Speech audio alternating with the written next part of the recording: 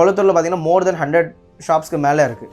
இங்கே வந்து பார்த்திங்கன்னா இங்கே வாங்குகிற கார்ஸ் விட நியூ ஷோரூமில் வாங்குறது வந்து ரொம்ப கம்மியாக தான் இருக்குது. வண்டி ஏதாவது ஃப்ளட்டடாக இருக்குமா, இல்லை ஏதாவது ஆக்சிடென்டல் காஸாக இருக்குமா, இல்லை வண்டி நல்லா இருக்காதா, இல்லை இன்ஜின் ஏதாவது ஃபால்ட் இருக்குமா, அந்த மாதிரிலாம் யோசிப்பாங்க. நாங்கள் அதெல்லாம் செக் பண்ணி ஃப்ளட்டட் இல்லாமல் ஆக்சிடென்ட் காசெல்லாம் நாங்கள் பார்த்தீங்கன்னா சேலே பண்ண மாட்டோம். ஓகேங்களா, ஒரு 1 டேக்கு பார்த்தீங்கன்னா நிறைய காசு சேல் ஆகுது. மந்த்லி பார்த்தீங்கன்னா ஒரு 1000s மேலே சேல் ஆகுது. இதில் வந்து நீங்கள் கரெக்டாக பண்ணீங்க, ஒரு ஐடியாவோட இறங்குனீங்கன்னா கண்டிப்பாக நீங்கள் இது நல்லபடியாக பண்ணலாம்.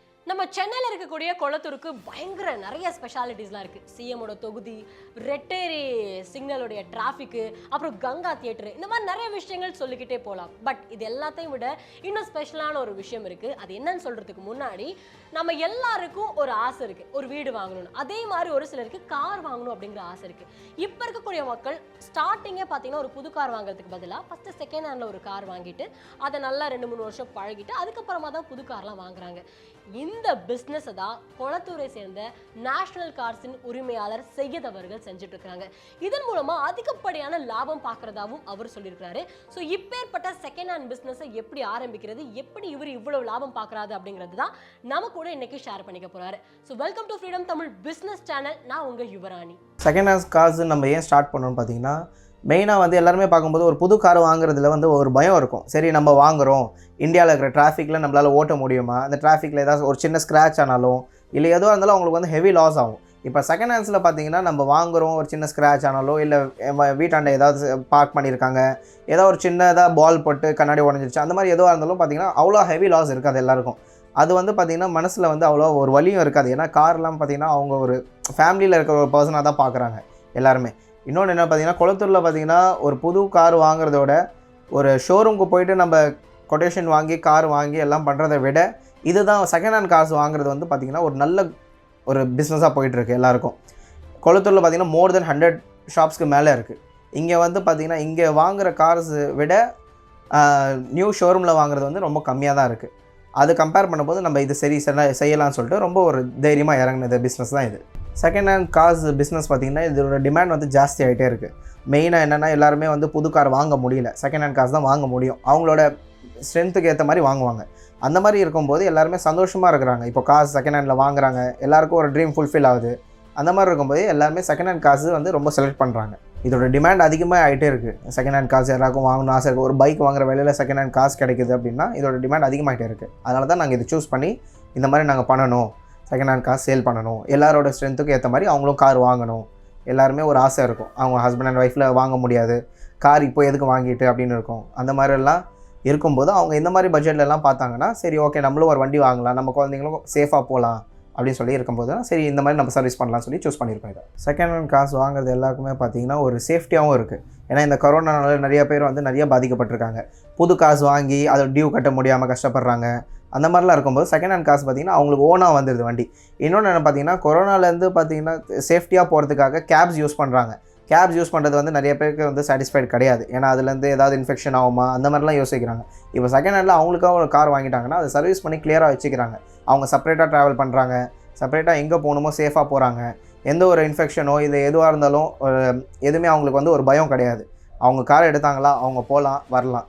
இதே வந்து புது கார் எடுத்தோன்னா அதுக்கு வந்து டியூ கட்டுறது அந்த ஒரு டென்ஷனே இருக்கும். இந்த செகண்ட் ஹேண்ட் லோ பட்ஜெட்டில் வாங்கும்போது அவங்க வந்து ஒரு சேஃப்டியாக ஃபீல் பண்ணுறாங்க, ஒரு ஹாப்பியாக ஃபீல் பண்ணுறாங்க.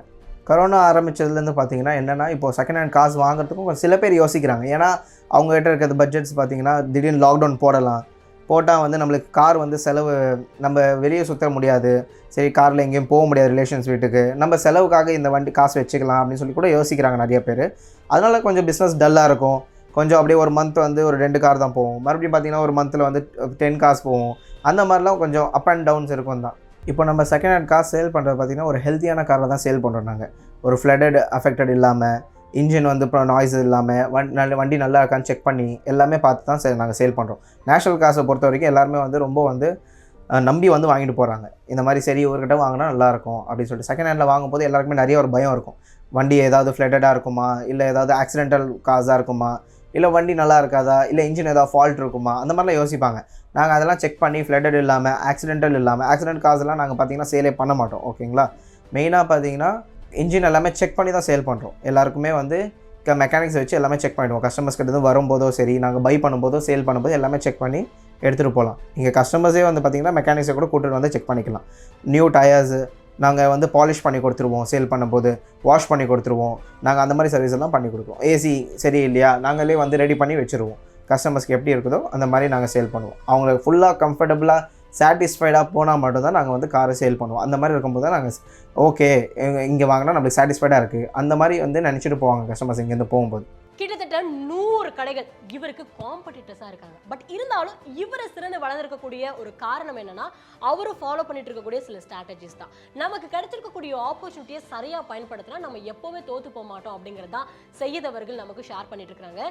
ஸோ இப்பேற்பட்ட செகண்ட் ஹேண்ட் பிஸ்னஸ் பற்றி இன்னும் இன்டெப்த்தாக அவர் சொல்லிக் கொடுக்க போறாரு இந்த வீடியோலன்னு சொன்னால் கம்மியாக தான் இருக்கும். அதனால இன்டெப்த்தாக நீங்கள் தெரிஞ்சுக்கணும்னு நினச்சிங்கன்னா நம்மளுடைய ஃப்ரீடம் ஆப்பில் இவரே பார்த்தீங்கன்னா அந்த பிஸ்னஸ் எப்படி ஆரம்பிச்சாரு என்ன ஏதுன்னு A to Z நம்ம கூட ஷேர் பண்ணியிருக்காரு. அந்த கோர்ஸுடைய பேர் பயன்படுத்தப்பட்ட கார் வணிகம், வெறும் 10 கார்களை விற்பதன் மூலம் 4 லட்சம் வரை லாபம் சம்பாதிக்கலாம் அப்படிங்கிறது தான் அந்த கோர்ஸுடைய பேர். ஃப்ரீடம் ஆப்பை டவுன்லோட் பண்ணி செக் பண்ணி பாருங்க. அண்ட் இப்போ இந்த வீடியோ கடைசி வரைக்கும் பார்த்துட்டு வந்துடலாம். காசு வந்து நாங்கள் பையிங் பண்ணுறது எப்படி இருக்குன்னா ஆன்லைனில் கூட சர்ச் பண்ணி வாங்குகிறோம், கஸ்டமர்ஸ் கிட்ட டேரெக்டாக போய் வாங்குகிறோம். கஸ்டமர்ஸ் இல்லைன்னா சேல் பண்ணுறதுக்காக கூட எடுத்துகிட்டு வருவாங்க. எடுத்துகிட்டு வந்து இந்த மாதிரி நம்ம கார் சேல் பண்ணணும் அப்படின்னு கூட சொல்லுவாங்க. நாங்கள் வந்து அதை நல்லா பக்காவாக செக் பண்ணி எல்லாமே நல்லா இன்ஜின் கண்டிஷன் எப்படி இருக்குது, டயர்ஸ் கண்டிஷன் எப்படி இருக்குது, ஏசி ஒர்க்கிங்கா, உள்ள இன்டீரியர்ஸ் எப்படி இருக்குது, கீழே சேசஸ் எப்படி இருக்குது, எல்லாமே பார்த்துட்டு எல்லாமே செக் பண்ணி தான் வாங்குவோம். மெயினாக நம்மளுக்காக மீடியேட்டர்ஸும் ஒர்க் பண்ணுறாங்க. நேஷனல் காஸ் மூலிமா வந்து பார்த்திங்கன்னா மீடியேட்டர்ஸும் சர்ச் பண்ணுவாங்க. யாராவது கஸ்டமர் சேல் பண்ணுறாங்களா, இல்லை ஆன்லைனில் ஏதாவது சேல்ஸ் பண்ணுறாங்களா, அந்த மாதிரி எதுவாக இருந்தாலும் நாங்கள் வந்து அதுக்கேற்ற மாதிரி பார்த்து செக் பண்ணி இன்ஜின் ஆயில் எப்படி இருக்குது, அவங்க கரெக்டாக சர்வீஸ் பண்ணியிருக்காங்களா, சர்வீஸ் பண்ணாமல் வச்சுருந்துருக்காங்களா, இன்ஜின் கண்டிஷன் ஹாஃப் கண்டிஷன் இருக்கா இல்லை ஃபுல் கண்டிஷன் இருக்கா, ஸ்டேரிங்ஸ் ஒர்க் ஆகுதா, சைட் மிரர்ஸ் நல்லா இருக்கா, ஏசி நல்லா இருக்கா, உள்ளே இன்டீரியர் எதுவுமே டேர் ஆகாமல் நல்லா இருக்கா, எல்லாமே பார்த்துட்டு தான் நாங்கள் வாங்குறதே. அந்த மாதிரி இருக்கும்போது தான் கஸ்டமர்ஸும் நம்மக்கிட்ட வந்து வாங்குவாங்க நல்ல வண்டியை. அந்த மாதிரி கார் நாங்கள் பார்த்து எடுத்துகிட்டு வந்து நம்ம வந்து பார்க்கிங் சேலில் கூட விடுறாங்க நிறைய கஸ்டமர்ஸு. இங்கே எடுத்துகிட்டு வந்து நம்ம வச்சு நம்ம இங்கேருந்து டேரெக்டாக கஸ்டமர்கிட்ட வந்து வாங்கி செக் பண்ணி நம்ம நேஷனல் காஸ் மூலிமா நாங்கள் சேல் பண்ணுறோம் இங்கேருந்து. இப்போது வந்து நாங்கள் 25 இயர்ஸ் எங்கள் அப்பாவுக்கு டேட்க்கு வந்து நல்ல எக்ஸ்பீரியன்ஸ் இருக்குது. அதனால் வந்து நம்ம பண்ணிகிட்ருக்காங்க. எல்லாருமே இதை ஸ்டார்ட் பண்ண முடியுமான்னு கேட்டிங்கன்னா கண்டிப்பாக முடியும். என்னென்னு பார்த்தீங்கன்னா கார் வாங்குறது எல்லாமே ஒரு கொஞ்சம் எக்ஸ்பீரியன்ஸ் இருக்கணும் கண்டிப்பாக. இல்லை உங்களுக்கு எக்ஸ்பீரியன்ஸ் இல்லை அப்படின்னா பார்த்தீங்கன்னா எக்ஸ்பீரியன்ஸான பர்சனை கூட வச்சுக்கலாம். நீங்கள் கூட வச்சுட்டு பார்ட்னர்ஷிப் மாதிரி பண்ணலாம். இல்லை நீங்கள் உங்கள்கிட்ட கேஷ் இருக்குது, என்கிட்ட ஒரு 3 lakhs இருக்குது, நான் இதை வச்சு இந்த பிஸ்னஸ் பண்ண முடியுமா, அந்த மாதிரி கேட்கும்போது பார்த்தீங்கன்னா ஒரு நல்ல நம்பிக்கையான ஒரு ஷாப்பை பார்த்து அந்த மாதிரி நீங்கள் நான் இந்த காசு மேலே இன்வெஸ்ட் பண்ணலான்னு இருக்கேன், என்னோடய இன்வெஸ்ட்மெண்ட்டுக்கு நீங்கள் என்ன பண்ணுவீங்க அப்படின்னு சொல்லி கேட்டு நீங்கள் அந்த மாதிரி ஷேர் பண்ணி முதல்ல மெயினாக பார்த்தீங்கன்னா ஃப்ரெண்ட்ஸ் அண்ட் ரிலேட்டிவ்ஸ் கிட்ட நீங்கள் வந்து டிஸ்கஸ் பண்ணிக்கிட்டு எதுவாக இருந்தாலும் நீங்கள் பண்ணலாம். இந்த செகண்ட் ஹேண்ட் பிஸ்னஸ் நீங்கள் ஸ்டார்ட் பண்ண போகிறீங்கன்னா கண்டிப்பாக வந்து ஒரு சேலஞ்சிங்கான பிஸ்னஸ் தான் இது. இங்கே நிறையா ஷாப்ஸ் இருக்குது, நிறைய பேர் சேல் பண்ணுறாங்க, ஷோரூம்ஸ் நிறைய இருக்குது. அதெல்லாம் பார்த்தீங்கன்னா நீங்கள் இப்போ ஸ்டார்ட் பண்ணிவிட்டு நம்மளுக்கு ஏதாவது லாஸ் ஆகுமா அப்படின்னு யோசிங்கன்னா கண்டிப்பாக ஆகும். நீங்கள் வந்து எக்ஸ்பீரியன்ஸ் இல்லாமல் ஒரு பிஸ்னஸில் இறங்குறீங்கன்னா கண்டிப்பாக ஒரு நார்மலான பிஸ்னஸ் எதுவாக எடுத்துக்கினாலும் உங்களுக்கு அதில் எக்ஸ்பீரியன்ஸ் இல்லைன்னா கண்டிப்பாக உங்களுக்கு லாஸ் ஆகும். நீங்கள் எந்த மாதிரி லாஸ் எல்லாம் பார்ப்பீங்கன்னு பார்த்தீங்கன்னா வண்டி வந்து அன்ஹெல்த்தியாக நீங்கள் காசு வந்து பர்ச்சேஸ் பண்ணிவிடுவீங்க தெரியாமல். அந்த மாதிரிலாம் இருக்கும்போது உங்களுக்கு நிறைய கேஷ் வந்து லாக் ஆகிடும். லாக் ஆகிடுச்சுன்னா உங்களுக்கு அது சேலும் ஆகாது. ப்ளஸ் வந்து உங்கள் கேஷ் வந்து லாக் ஆகிடுச்சுன்னா நீங்கள் அதில் ரொம்ப ஹெவியான லாஸ் கூட வாய்ப்புகள் இருக்குது, உங்களுக்கு கிடைக்கிறதுக்கு வாய்ப்புகள் இருக்குது. அது நீங்கள் வந்து ரொம்ப கேர்ஃபுல்லாக ஹேண்டில் பண்ணணும். இந்த பிஸ்னஸ் ஸ்டார்ட் பண்ணணும் பார்த்தீங்கன்னா உங்களுக்கு வந்து ஒரு கஷ்டமான டாஸ்க்கு தான் இது. நீங்கள் எப்படி இருக்குன்னா உங்களுக்கு இது ஃபுல்லாக மார்க்கெட் ஃபுல்லாக நீங்கள் ஸ்டடி பண்ணணும். ஃபஸ்ட்டு ஸ்டடி பண்ணிட்டு வண்டி வாங்குறதுக்கு பர்ச்சேஸ் பண்ணுறதுக்கோ இல்லை எல்லாமே பார்த்தீங்கன்னா நீங்கள் ஒன்று ஒன்றா கற்றுக்கணும். ஒரு மெக்கானிசம் ஏதாவது ஃப்ரெண்ட்ஸ் மெக்கானிக்ஸ் இருக்காங்க அந்த மாதிரினா நீங்கள் ஒன்று ஒன்றா கொஞ்சம் கொஞ்சமாக ஸ்டடி பண்ணணும். எப்படி இருக்குது வண்டி, எப்படி பார்த்து வாங்குறது, எப்படி நீங்கள் வண்டி சேல் பண்ணணும், எந்த ரேட்டில் சேல் பண்ணணும், இந்த வண்டியோட மார்க்கெட் ப்ரைஸ் என்ன, இதோட ஐடி வேல்யூ என்ன, எல்லாமே வந்து பார்த்திங்கன்னா நீங்கள் ஸ்டடி பண்ணிட்டீங்கன்னா உங்களுக்கு கொஞ்சம் ஈஸியாக இருக்கும். நீங்கள் எதுவுமே தெரியாமல் வந்து ஒரு இதில் இந்த பிஸ்னஸில் இறங்கினா கடலுக்குள்ளே நீச்சல் தெரியாமல் இறங்குன மாதிரி தான். ரொம்ப கஷ்டமாக இருக்கும் உங்களுக்கு. அது பார்த்திங்கன்னா ஒரு எல்லாருமே ஸ்டார்டிங் ஸ்விம்மிங்கில் எப்படி கற்றுக்கிறாங்க, ஃபஸ்ட்டு ஸ்விம்மிங் பூலில் ப்ராக்டிஸ் எடுத்துக்கிறாங்க. அப்புறமா தான் பார்த்திங்கன்னா இதில் சீலெல்லாம் பார்த்திங்கன்னா பண்ணுவாங்க. நீங்கள் டேரெக்டாக இதில் இறங்கணும்னு நினச்சிங்கன்னா ஒரு கடலுக்குள்ளே நீச்சல் தெரியாத ஆள் இறங்கின மாதிரி தான். ரொம்ப கஷ்டமாக இருக்கும். நீங்கள் கொஞ்சம் கொஞ்சமாக ஒன்றா வந்து ஸ்டடி பண்ணிவிட்டு இதில் இறங்குனீங்கன்னா உங்களுக்கு கொஞ்சம் ஈஸியாக இருக்கும்.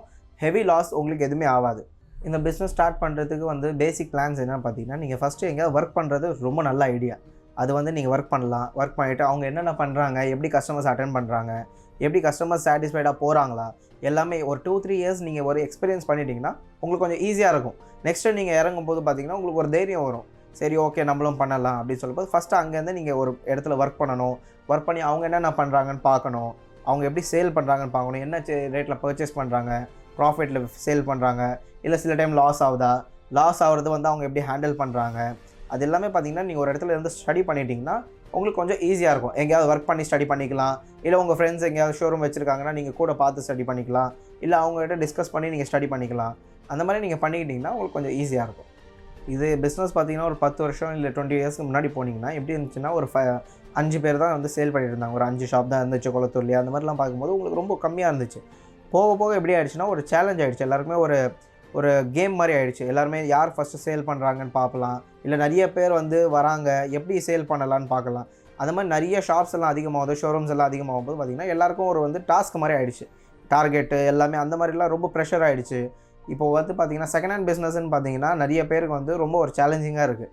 நிறைய இந்த இந்தியாவிலேயே பார்த்தீங்கன்னா நிறைய பேர் பண்ணுறாங்க. பில்லியன்ஸ் ஷாப்ஸ் இருக்குது, ஷோரூம்ஸ் இருக்குது, நிறைய கார் சேல் ஆகுது.